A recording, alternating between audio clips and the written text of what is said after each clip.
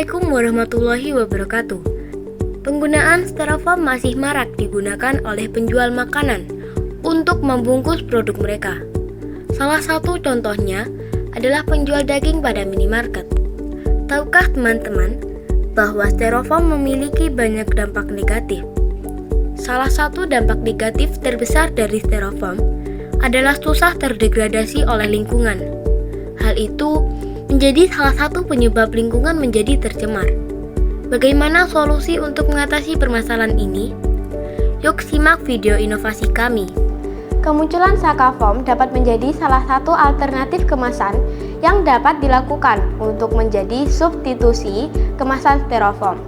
Hal ini dikarenakan sifat biodegradable foam atau biofoam yang mudah terdegradasi oleh tanah dan tidak mengandung bahan kimia berbahaya. Sakafoam terbuat dari bahan yang mudah untuk dijumpai dan ramah lingkungan, yaitu pelepah dan kulit pisang sebagai bahan baku. Dan dengan cara pembuatan yang mudah, bahkan tanpa menggunakan mesin alias manual. Dengan cara pembuatannya yang manual dan bisa dibilang mudah, sehingga seorang pelajar SMP seperti kita dapat mempraktikkannya.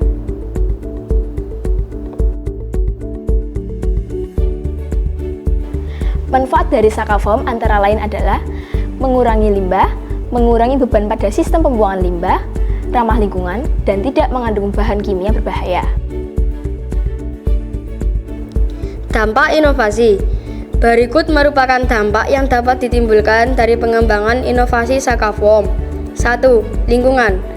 Berdasarkan hasil pengujian biodegradability, mendapatkan bahwa Sakafoam mampu terurai dengan baik bagi lingkungan pada hari ke-28 hingga 30 hari lebih.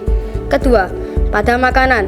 Berdasarkan hasil pengujian dari peletakan daging yang telah membusuk, didapatkan bahwa Sakafoam mampu memberikan perubahan warna, sehingga mampu memberikan hasil bahwa Sakafoam dapat mendeteksi keadaan daging apabila telah membusuk. Penerapan inovasi.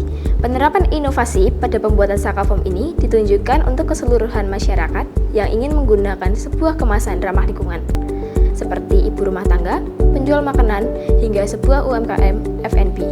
Walaupun demikian, pada inovasi dari Sakafoam ini dikhususkan untuk diterapkan sebagai segmentasi masyarakat sebagai berikut. Yang pertama, pengemasan makanan. Fokus pengembangan dari inovasi Sakafoam dapat digunakan pada pengemasan daging, dikarenakan ditambahkan sebuah deteksi kesadaran daging, sehingga masyarakat lebih mengetahui daging yang dijual di masyarakat masih layak untuk dikonsumsi atau sudah membusuk. Yang kedua, produksi Sakafoam. Produksi Sakafoam dari pengembangan inovasi dapat membuka lapangan pekerjaan baru kepada masyarakat dalam pembuatan pengemasan ramah lingkungan. Berikut merupakan keberlanjutan dari pengembangan inovasi Sakafoam. 1. Jangka pendek. Pada jangka pendek atau masa sekarang dapat dilakukan dengan mengenalkan produk dari Sakafoam kepada siswa yang terdapat di sekolah, terutama di SMP Negeri 1 Kalasan.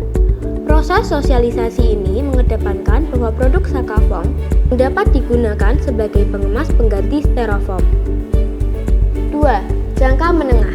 Pada proses ke depan diharapkan pada pengembangan inovasi ini dapat dilakukan proses realisasi pada pembuatan Sakafoam dengan siswa-siswi yang terdapat di SMP Negeri 1 Kalasan sebagai salah satu produk kreativitas atau dapat dimasukkan dalam sebuah kegiatan belajar mengajar yang dilakukan di laboratorium IPA. 3. Jangka panjang. Pada proses lebih ke depan, diharapkan pada inovasi yang telah diajarkan kepada siswa-siswi yang terdapat di sekolah, inovasi ini dapat dijadikan sebagai proses pembuatan atau produksi secara massal sebagai salah satu bentuk pelatihan kewirausahaan yang menjadi salah satu bentuk soft skill pada siswa SMP.